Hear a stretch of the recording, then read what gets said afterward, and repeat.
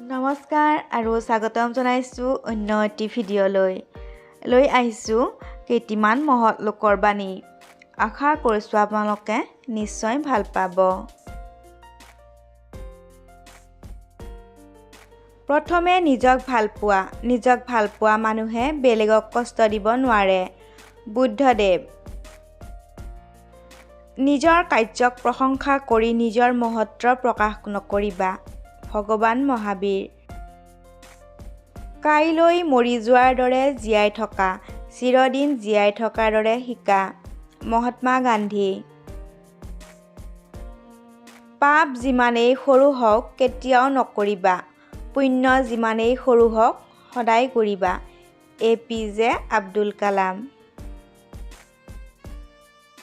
মিছা কথা কৈ যিসকলে ভুল পথে পৰিচালিত কৰে তেওঁলোক সকলোৱে আমাৰ বন্ধু হৈ পৰিছে আৰু যিসকলে ভাল বেয়া বুজাই দিয়ে তেওঁলোক হ'ল আজিৰ অপৰাধী। জাফাৰ। অতিৰিক্ত অহংকাৰ পতনৰ লক্ষণ আৰু অতিৰিক্ত সৰলতা ঠগ খোৱাৰ লক্ষণ। চাণক্য। স্বাধীনতা থকাৰ যোগ্য নহয় যদিহে ইয়াত ভুল কৰাৰ স্বাধীনতা অন্তৰ্ভুক্ত নহয়। মহাত্মা গান্ধী।